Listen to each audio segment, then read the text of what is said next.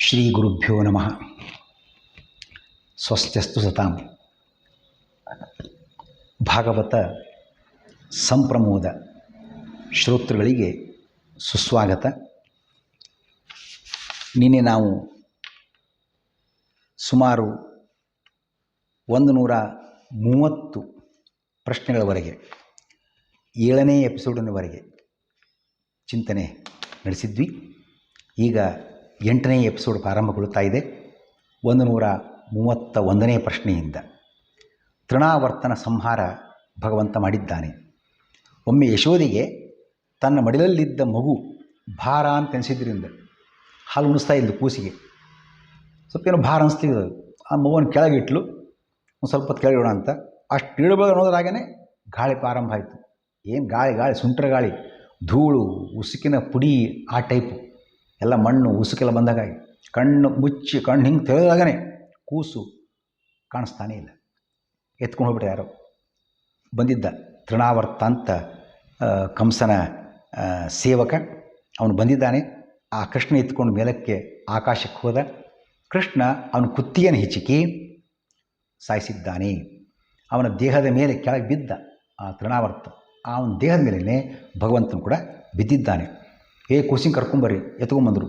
ಪಾಪವನ್ನು ಎತ್ಕೊಂಬಂದರು. ಅಧೋಕ್ಷಜನ ಪೂಜಾನುಗ್ರಹವೋ ಏನೋ, ಪೂರ್ತ ಇಷ್ಟ ದತ್ತಗಳ ಫಲವೋ ಏನೋ ಗೊತ್ತಿಲ್ಲ. ಮಗುವಿಗೆ ಏನೂ ಆಗಿಲ್ಲ, ಸಮಾಧಾನ ಪಟ್ಟುಕೊಂಡಿದ್ದಾರೆ. ಪುಣ್ಯವಾಚನ ಸ್ವಸ್ತಿ ವಾಚನಗಳನ್ನು ನಡೆಸಿದ್ದಾರೆ. ಅಧೋಕ್ಷಜನ ಅನುಗ್ರಹದಿಂದ ಕೂಸಿ ಏನೂ ಆಗಲಿಲ್ಲ, ಸಂತಸಪಟ್ಟರು. ಯಾಕೆ ಭಗವಂತನಿಗೆ ಅಧೋಕ್ಷಜ ಅಂತ ಹೆಸರು? ಮಹಾಭಾರತ ಹೇಳ್ತದೆ, ಅಧೋನ ಕ್ಷೀಯತೆ ಜಾತು ಯಸ್ಮಾತ್ ತಸ್ಮಾತ್ ಅಧೋಕ್ಷಜ. ಮನಸ್ಸು, ಮಾತು, ಕೃತಿ ಇವು ಎಂದೂ ಕೆಳಮಟ್ಟಕ್ಕೆ ಇಳಿಯುವುದಿಲ್ಲ, ಕೆಳಮಟ್ಟದ ವಿಚಾರವನ್ನು ಮಾಡುವುದಿಲ್ಲ. ಅದಕ್ಕಾಗಿ ಭಗವಂತನಿಗೆ ಅಧೋಕ್ಷಜ ಅಂತ ಹೆಸರು. ಬಹುತೇಕರಲ್ಲಿ ಕೆಳಮಟ್ಟದ ವಿಚಾರಗಳು ಜಾಸ್ತಿ ಇರ್ತದೆ.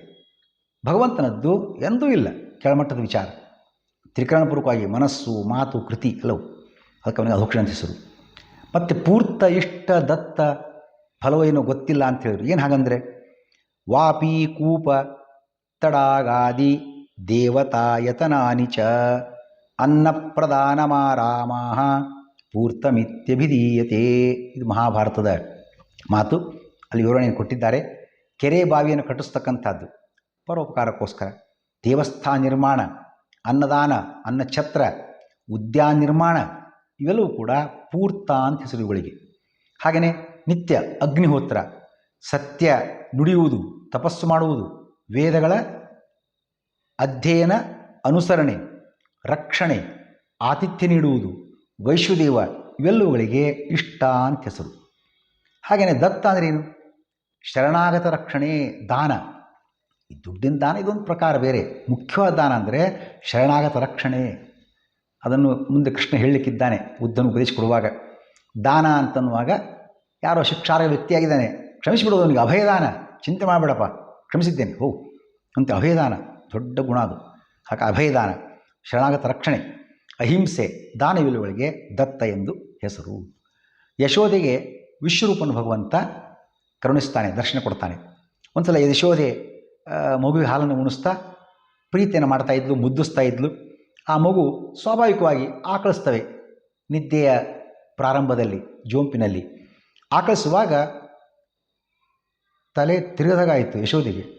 ಮಗುವಿನ ಬಾಯಲ್ಲಿ ನೋಡ್ತಾಳೆ, ಪುಟ್ಟ ಬಾಯಿಯಲ್ಲಿ ಇಡೀ ಬ್ರಹ್ಮಾಂಡ, ಭೂಲೋಕ, ಅಂತರಿಕ್ಷ ಲೋಕಗಳಿರುವ ಇಡೀ ವಿಶ್ವವನ್ನೇ ಕಂಡಿದ್ದಾಳೆ. ಆನಂದ, ಆಶ್ಚರ್ಯ, ಮೈ ರೋಮಾಂಚನಗೊಂಡಿದೆ ಯಶೋದೆಗೆ. ಕೃಷ್ಣ ಬಲರಾಮರಿಗೆ ರಹಸ್ಯ ನಾಮಕರಣವನ್ನು ಮಾಡಿದ್ದಾರೆ ಗರ್ಗಾಚಾರ್ಯರು. ವಸುದೇವ ಕಳಿಸಿಕೊಟ್ಟ, ನೋಡಪ್ಪ ನೋಡಿ ಗರ್ಗಾಚಾರ್ಯರೇ, ಕೃಷ್ಣ ಬಲರಾಮರು ಅಲ್ಲಿದ್ದಾರೆ ಗೋಕುಲದಲ್ಲಿ, ನಂದನ ಬಳಿಯಲ್ಲಿ, ನೀವು ಅಲ್ಲಿ ಹೋಗಿ ನಾಮಕರಣವನ್ನು ಮುಗಿಸಿಕೊಡ್ಬೇಕು ಅಂತ ಕೇಳಿದ್ದಾನೆ. ಅವರು ಬಂದರು, ರಹಸ್ಯವಾಗಿ ನಾಮಕರಣವನ್ನು ಮಾಡಿದ್ದಾರೆ. ಈ ರಹಸ್ಯ ನಾಮಕರಣದ ರಹಸ್ಯ ಏನು ಅಂತಂದರೆ, ಕೃಷ್ಣ ಬಲರಾಮರ ನಾಮಕರಣಕ್ಕೆ ನಂದ ಗೋಕುಲಕ್ಕೆ ಬಂದಿದ್ದಾರೆ ಯಾರು ಗರ್ಗಾಚಾರ್ಯರು ಅಂತಂದರೆ ವಸುದೇವ ಕಳಿಸಿಕೊಟ್ಟಿದ್ದಾನೆ ನಾ ಸುದ್ದಿ ಗೊತ್ತಾದರೆ, ಹಾಗಾದ್ರೆ ಇವರು ವಸುದೇವನ ಮಕ್ಕಳೇ ಇರಬೇಕು ಇವರು, ಅದಕ್ಕೆ ಕಳಿಸ್ಕೊಟ್ಟಿದ್ದಾನೆ. ವಿಷಯ ಗೊತ್ತಾಗಿ ಮತ್ತೆ ಆ ಮಕ್ಕಳನ್ನು ಕೊಲ್ಲುವ ಕಾರ್ಯ ಕಂಸ ಮಾಡಿಯಾನು. ಅದಕ್ಕೆ ಆ ವಿಷಯ ಗೊತ್ತಾಗಬಾರ್ದು ಹೇಳಿ ರಹಸ್ಯ ನಾಮಕರಣವನ್ನು ಮಾಡಿದ್ದಾರೆ. ನಾಮಕರಣ ಮಾಡಿದರು. ಪ್ರಾರಂಭದಲ್ಲಿ ಹಿರಿಯ ವ್ಯಕ್ತಿ ಯಾರು, ರೋಹಿಣಿ ಪುತ್ರ ಬಲರಾಮ, ಏನು ನಾಮಕರಣ ಮಾಡಿದರು? ಅವನಿಗೆ ರಾಮ ಅಂತ, ಸುಂದರನಾಗಿದ್ದ, ಬಂಧು ಮಿತ್ರರಿಗೆ ಆನಂದದಾಯಕನಾದ್ದರಿಂದ ರಾಮ. ಆಮೇಲೆ ಬಲ, ಯಾಕೆ ಕೌರವ ಯಾದವರಲ್ಲಿ ಮುಂದೊಂದು ಪ್ರಸಂಗದಲ್ಲಿ ಏನಾರು ಭಿನ್ನಾಭಿಪ್ರಾಯ ಬಂದಾಗ ಆ ಬಲವನ್ನು ತೋರಿಸ್ತಕ್ಕಂಥವನು. ಕೌರವರಲ್ಲಿ ಯಾದವರಲ್ಲಿ ಬಲಶಾಲಿ ವ್ಯಕ್ತಿ ಬಲರಾಮ, ಅದಕ್ಕಾಗಿ ಬಲರಾಮ, ಬಲಶ್ಚಾಸೋ ರಾಮಶ್ಚ ಬಲರಾಮ. ಮತ್ತೊಂದು ಹೆಸರು ಅವನಿಗೆ ಸಂಕರ್ಷಣ ಅಂತ ಅವನ ಹೆಸರು. ಯಾಕೆ ಆ ಹೆಸರು? 2-3 ಕಾರಣವನ್ನು ನಾವು ನೋಡಬಹುದಾಗಿದೆ. ಮುಂದಿನ ಒಂದು ದಿವಸದಲ್ಲಿ ಫ್ಯೂಚರ್ ಟೈಮ್ಸ್ ಕೌರವ ಯಾದವರಲ್ಲಿ ಭಿನ್ನಾಭಿಪ್ರಾಯ ಬಂದಾಗ ಆ ಭಿನ್ನಾಭಿಪ್ರಾಯವನ್ನು ಶಮನ ಮಾಡ್ತಾನೆ, ಎಲ್ಲರನ್ನು ಒಗ್ಗೂಡಿಸ್ತಾನೆ. ಅದಕ್ಕಾಗಿ ಅವನು ಸಂಕರ್ಷಣ ಅಂತ ಹೆಸರು. ಎಲ್ಲಕ್ಕೆ ತನ್ನ ಕಡೆ ಸೇಳ್ಕೊಳ್ತಕ್ಕಂಥದ್ದು. ಕೌರವ ಯಾದವರ ಸಮನ್ವಯನ ಸಾಧಿಸ್ತಕ್ಕಂಥ ಕಾರಣಕ್ಕೋಸ್ಕರ ಅವನಿಗೆ ಸಂಕರ್ಷಣ ಅಂತ ಹೆಸರು. ಮತ್ತಿಷ್ಟೇ ಅಲ್ಲ, ಈಗ ಮಥುರಾಪಟ್ಟಣದಲ್ಲಿ ಈ ಯಾದವರೇ ಎಲ್ಲ ಆ ಕಡೆ ಚೆಲ್ಲಾಪಿಲಿ ಆಗಿಬಿಟ್ಟಿದ್ದಾರೆ ಕಂಸನ ಭಯದಿಂದ. ಮತ್ತೆ ಇವನವರನ್ನು ಒಗ್ಗೂಡಿಸ್ತಾನೆ, ಅದಕ್ಕಾಗಿಯೂ ಸಂಕರ್ಷಣ ಅಂತ ಹೆಸರು. ಇಷ್ಟೇ ಅಲ್ಲ, ಇವನು ಹುಟ್ಟಿನಿಂದ ಕಾರಣದಿಂದಲೂ ಕೂಡ, ಹುಟ್ಟಿದ ಕಾರಣಗಳು ನಮ್ಗೆ ಗೊತ್ತಿದೆ. ದೇವಕಿಯ 7ನೇ ಗರ್ಭದ ಕೂಸು ಇದು ಬಲರಾಮ. ಅದನ್ನೇ ತೊಗೊಂಡು ಅಲ್ಲಿ ಗೋಕುಲದಲ್ಲಿ ನಂದ ಪತ್ನಿಯಲ್ಲಿ ಇಡಲಾಗಿತ್ತು, ರೋಹಿಣಿಯಲ್ಲಿ ಇಡಲಾಗಿತ್ತು. ವಸುದೇವನ ಮತ್ತೊಬ್ಬ ಪತ್ನಿಯವಳು, ಅಲ್ಲಿ ಹುಟ್ಟಿರ್ತಕ್ಕಂಥ ಬಲರಾಮ. ಆ ಕಾರಣದಿಂದ ಗರ್ಭ ಸಂಕರ್ಷಣಾತ್ ಪ್ರಾಹು, ಗರ್ಭವನ್ನು ಸೆಳೆದುದರಿಂದ ಇವನಿಗೆ ಸಂಕರ್ಷಣ ಅಂತ ಹೆಸರು ಬರ್ತಾ ಇದೆ. ಮುಂದೆ ದೇವಕಿ ಪುತ್ರ ಕೃಷ್ಣನಿಗೆ ಏನು ಹೆಸರಿಟ್ಟಿದ್ರು? ಕೃಷ್ಣ ಅಂತ ಹೆಸರಿಟ್ಟರಂತೆ. ಯಾರು? ಗರ್ಗಾಚಾರ್ಯರು. ಈ ಹೆಸರು ಏನು ಕಾರಣ? ಅನೇಕ ಕಾರಣಗಳನ್ನು ಶಾಸ್ತ್ರಕಾರರು ಕೊಟ್ಟಿದ್ದಾರೆ. ಕೃತೇ ಶುಕ್ಲ ತ್ರೇತಾಯಾಮ್ ರಕ್ತವರ್ಣೋ ಸೌ ದ್ವಾಪರೇ ಭಗವಾನ್ ಶ್ಯಾಮಃ. ಈ ಒಂದೊಂದು ಯುಗದಲ್ಲಿ ಭಗವಂತನ ಬಣ್ಣ ಬೇರೆ ಬೇರೆ ಬೇರೆ ಬೇರೆ ಆಗಿದೆ. ದ್ವಾಪರದಲ್ಲಿ ಯಾವುದು? ಶ್ಯಾಮಃ, ನೀಲಿ ಬಣ್ಣ ಅಂತ ಅರ್ಥ. ಪ್ರಕೃತ ಕೃಷ್ಣ ದ್ವಾಪರದ ಅವತಾರ ಮಾಡಿರ್ತಕ್ಕಂಥವನು. ಹಾಗಾಗಿ ಭಗವಂತನಿಗೆ ನೀಲವರ್ಣ ಅನ್ನುವ ಅರ್ಥದಲ್ಲಿ ಕೃಷ್ಣ ಎಂಬ ಹೆಸರನ್ನು ಕೊಡಲಾಗಿದೆ, ನೀಡಲಾಗಿದೆ. ಅಭಿಧಾನ ಕೋಶವು ಹೇಳ್ತಾ ಇದೆ, ಕೃಷ್ಣೋ ನೀಲೇ ನಲೇ ವ್ಯಾಸೇ. ಅಭಿಧಾನ ಕೋಶ ಇದು. ಅಲ್ಲಿ ನೀಲ ಶಬ್ದಕ್ಕೆ ಕೃಷ್ಣ ಅನ್ನೋ ಒಂದು ಪರ್ಯಾಯ ಪದ ಕೊಡಲಾಗಿದೆ. ಮತ್ತೊಂದು ಮಾತು ಭಾಸ್ಕರ ಕೋಶದಲ್ಲಿ ಬಂದಿರತಕ್ಕಂಥದ್ದು, ಅಗ್ನಿ, ಹರಿ, ಅರ್ಜುನ, ಒಂದು ಪಕ್ಷ, ಕಲಿ, ನೀಲಗುಣೇಶು ಕೃಷ್ಣ ಅಂತ ಭಾಸ್ಕರ ಕೋಶ. ಅದರ ಪ್ರಕಾರ ಕೃಷ್ಣ ಅಂದರೆ ಬೆಂಕಿ ಅಂತಲೂ ಒಂದು ಅರ್ಥ. ಕೃಷ್ಣ ಬಂದ ಉದ್ದೇಶ ಏನು? ಆಗಲೇ ಗಮನಿಸಿದಂತೆ ಭೂಭಾರಸುರ ಸಂಹಾರಕ್ಕೆ ಜನಿಸಿದ ಈತ ದೈತ್ಯ ಕುಲವೆಂಬ ಕಾಡಿಗೆ ಬೆಂಕಿಯಂತಿದ್ದಾನೆ, ಕಾಳ್ಗಿಚ್ಚನಂತಿದ್ದಾನೆ, ಎಲ್ಲರನ್ನು ಸುಟ್ಟು ಬೂದಿ ಮಾಡಿಬಿಡ್ತಾನೆ ಕೃಷ್ಣ. ಅದಕ್ಕಾಗಿ ಕೃಷ್ಣ. ಮಹಾಭಾರತ ಹೇಳುವಂತೆ ಕೃಷಿರ್ಭೂವಾಚಕ ಶಬ್ದ ನಶ್ಚ ನಿರ್ವೃತಿವಾಚಕ ತಯೋರೈಕ್ಯಂ ಪರಂ ಬ್ರಹ್ಮ ಕೃಷ್ಣ ಇತ್ಯಭಿಧೀಯತೆ. ಮಹಾಭಾರತ. ಕೃಷಿ ಭೂವಾಚಕ ಶಬ್ದ ಅಂದರೆ ಕೃಷ್ ಅಂದರೆ ಭೂಮಿ ಅಂತ ಅರ್ಥ, ನ ಅಂದರೆ ಸಂತೋಷ ಅಂತ ಅರ್ಥ. ಕೃಷ್ಣ ಅಂದರೆ ಭೂಮಿಗೆ ಸಂತಸವನ್ನು ನೀಡುವವನು ಅಂತ ಅರ್ಥ. ಕೃಷ್ಣಾವತಾರವಾದ ಹಿನ್ನೆಲೆ ಉದ್ದೇಶ ಅದೇ. ಭೂಮಿ ಬಂದು ಕೇಳ್ಕೊಂಡು ಪ್ರಾರಂಭದಲ್ಲಿ ಬಂತು ಆ ಮಾತದು. ಭೂಮಿ ಮೇಲೆ ದುಷ್ಟರ ಭಾರ ಹೆಚ್ಚಾಗಿಬಿಟ್ಟಿದೆ, ಭಗವಂತ ಏನಾರು ಮಾಡಿ ಈ ಪರಿಹಾರ ಮಾಡುವಂತ. ಅದಕ್ಕಾಗಿ ಭಗವಂತನ ಅವತಾರವಾಗಿದೆ, ಕೃಷ್ಣಾವತಾರವಾಗಿದೆ. ಅದನ್ನು ಗಮನಾರ್ಹ ಸಂಗತಿಯಾಗಿ ಮಾತನ್ನು ನೋಡತಕ್ಕಂಥದ್ದು. ಮತ್ತೊಂದು ಮಾತನ್ನು ಮಹಾಕೂರ್ಮ ಪುರಾಣ ಹೇಳುವಂತೆ, ಯತಃ ಕರ್ಷಸಿ ದೇವೇಶ ನಿಯಮ್ಯ ಸಕಲಂ ಜಗತ್ ಅತೋ ವದಂತಿ ಮುನಯಃ ಕೃಷ್ಣಂ ತ್ವಾಂ ಬ್ರಹ್ಮವಾದಿನಃ. ಮಹಾಕೂರ್ಮ ಪುರಾಣದ ಮಾತು. ಇಡೀ ಜಗತ್ತನ್ನು ಕಂಟ್ರೋಲ್ ಮಾಡಿ ನಿಯಂತ್ರಿಸಿ ತನ್ನ ಕಡೆಗೆ ಸೆಳೆದುಕೊಳ್ತಾ ಇದ್ದಾನೆ ಕೃಷ್ಣ. ಅದಕ್ಕಾಗಿ ಕೃಷ್ಣ ಅಂತ ಹೆಸರು. ಕರ್ಷತಿ ಇತಿ ಕೃಷ್ಣ. ಮತ್ತೊಂದು ಮಾತನ್ನು ನೋಡುವಾಗ ಕೃಷ್ಣ ಆಕರ್ಷಣೆ ಒಂದು ಧಾತು ಇದೆ. ಪುರುಷರನ್ನು ಆಕರ್ಷಿಸುವ ಸೌಂದರ್ಯ ಭಗವಂತನದ್ದು. ಸ್ತ್ರೀಯರನ್ನು ಆಕರ್ಷಿಸೋದು ಒಂದು ಬೇರೆ, ಪುರುಷರನ್ನು ಆಕರ್ಷಿಸ್ತಾನಂತೆ. ಅಷ್ಟು ಸೌಂದರ್ಯ ಭಗವಂತನ ರೂಪ. ಸ್ತ್ರೀ ಪುರುಷರನ್ನೆಲ್ಲ ತನ್ನ ಸೌಂದರ್ಯದ ಗುಣಗಳಿಂದ ಆಕರ್ಷಿಸುವುದರಿಂದ ಕೃಷ್ಣ.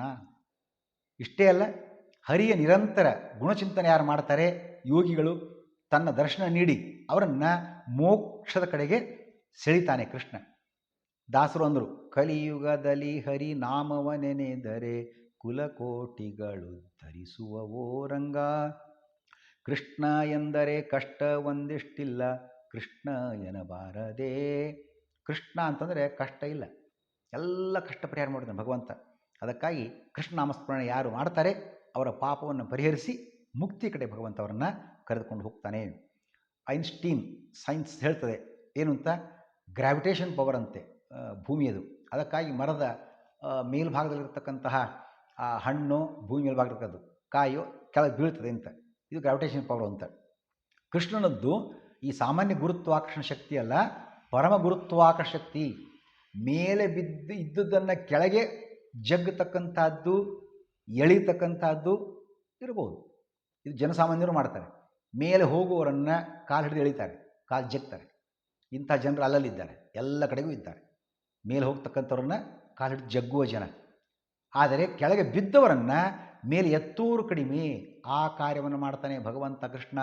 ಅದಕ್ಕಾಗಿ ಭಗವಂತನಿಗೆ ಪರಮ ಗುರುತ್ವಾಕರ್ಷಣ ಶಕ್ತಿಯಿಂದ ಕೆಳಗೆ ಬಿದ್ದವರನ್ನು, ಪತಿತರನ್ನು ಕೃಷ್ಣನಾಮಸ್ಮರಣೆಯಿಂದ ಪಾವನರನ್ನಾಗಿಸಿ ಮೋಕ್ಷದ ಕಡೆಗೆ ಕರೆದುಕೊಂಡು ಹೋಗ್ತಾನೆ. ಅದಕ್ಕಾಗಿ ಕೃಷ್ಣ ಅನ್ನೋ ಮಾತನ್ನು ನೋಡ್ತಕ್ಕಂಥದ್ದು. ಯಾವುದೇ ಜಾತಿ, ಮತ, ಪಂಥ, ಪಂಗಡ, ಲಿಂಗ ವ್ಯತ್ಯಾಸ ಇಲ್ಲದೆ ಪತಿತರನ್ನು ಪಾವನವಾಗಿಸ್ತಕ್ಕಂತಹ ಸಾಮರ್ಥ್ಯ ಕೃಷ್ಣ ನಾಮಸ್ಮರಣೆಯಲ್ಲಿದೆ. ಅದಕ್ಕಾಗಿ ಭಗವಂತನಿಗೆ ಆ ಹೆಸರು ಬಂದಿದೆ. ಕೃಷ್ಣನಿಗೆ ಯಾವ ಹೆಸರಿಟ್ಟರೂ ಓಕೆ. ಮತ್ತು ಒಂದು ಹೆಸರಿಡ್ತಾರೆ ವಾಸುದೇವ ಅಂಥೇಳಿ. ಯಾಕೆ? ಅದಕ್ಕೆ ವ್ಯಾಕರಣಕಾರ ಹೇಳ್ತಾರೆ, ವಸುದೇವಸ್ಯ ಅಪತ್ಯಂ ಪುಮಾನ್ ವಾಸುದೇವ. ಯಾರ ಅಪ್ಪನ ಹೆಸರು ವಸುದೇವ ಅಂತ ಇದೆ, ಅವನ ಮಗ ಎಲ್ಲ ವಾಸುದೇವ. ಯಾರು ಬೇಕಾದ್ರೆ ಅವು. ಇದು ವ್ಯಾಕರಣದ ಪ್ರಕ್ರಿಯೆ ಅಷ್ಟೇ, ಆ ರೀತಿ ಅರ್ಥ ಅಲ್ಲ ಕೃಷ್ಣನಿಗೆ ವಾಸುದೇವ ಅಂತ ಹೇಳಿದಕ್ಕಾದ್ದು. ಅಲ್ಲಿ ವಿಷ್ಣು ಪುರಾಣ, ವೇದದ ಮಂತ್ರ ಎಲ್ಲವನ್ನು ನೋಡುವಾಗ ವಾನಾತ್ ಸೂತೆ ದೇವನಾಥ್ ವಾಸುದೇವೋ ಸರ್ವತ್ರಾಸೋ ಸಮಸ್ತಂಚ, ಇದು ವಿಷ್ಣು ಪುರಾಣ. ಸೌಕರಾಯಣ ಶ್ರುತಿ, ವಿಷ್ಣು ಪುರಾಣ ಮುಂತಾದವುಗಳಲ್ಲಿ ವಾಸನಾದ್ ವಾಸುದೇವೋಸಿ ವಾಸಿತಂತೆ ಜಗತ್ರಯಂ ಸರ್ವಭೂತ ನಿವಾಸೋಸಿ ವಾಸುದೇವ ನಮೋಸ್ತುತೆ.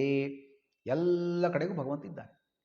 ವಾಸನಾತ್ ವಾಸುದೇವ, ವಾಸನಾತ್ ವಸದೀತಿ ವಾಸುಹು, ಎಲ್ಲ ಕಡೆ ಇದ್ದಾನೆ. ಗೋಡೆ ಒಳಗಿದ್ದಾನೆ, ಗೋಡೆ ಹೊರಗಿದ್ದಾನೆ. ಪೇಂಟರೇ ಮಾಡ್ತಾನೆ, ಬರೀ ಗೋಡೆಯ ಹೊರಭಾಗಕ್ಕೆ ಮಾತ್ರ ಪೇಂಟ್ ಹಚ್ತಾನೆ, ಒಳಗೆ ಕೈ ಆಡೋದಿಲ್ಲ, ಹಚ್ಚಲಿಕ್ಕೆ ಆಗೋದಿಲ್ಲ.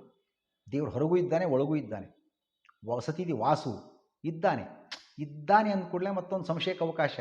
ಹೌದ್ರಿ, ಇದ್ದಾನೆ, ಐಸಿಯುಳಿಗೂ ಇದ್ದಾನೆ ತಿಂಗಳುಗಟ್ಟಲೆ. ಬರೀ ಡಾಕ್ಟರ್ ಬಿಲ್ಲಿಗೆ ಮೂಲ ಆಗ್ಬೋದೇ ವಿನಃ ಏನು ಉಪಯೋಗ ಇಲ್ಲ. ಆ ರೀತಿ ಇದ್ದಾನೆ ಅನ್ನೋ ಅರ್ಥ ಅಲ್ಲ. ಅವನು ದೇವ, ದಿವ್ಯತೀತಿ ದೇವ ಅಂದರೆ ತಾನೂ ಆ್ಯಕ್ಟಿವ್ ಆಗಿದ್ದಾನೆ, ಇತರರನ್ನು ಆ್ಯಕ್ಟಿವೇಟ್ ಮಾಡ್ತಾ ಇದ್ದಾನೆ. ಹಾಗಾಗಿ ವಾಸುಶ್ಚಾಸು ವಸತೀತಿ ವಾಸು ದಿವ್ಯತೀತಿ ದೇವ, ವಾಸುಶ್ಚಾಸು ದೇವಶ್ಚ ವಾಸುದೇವ.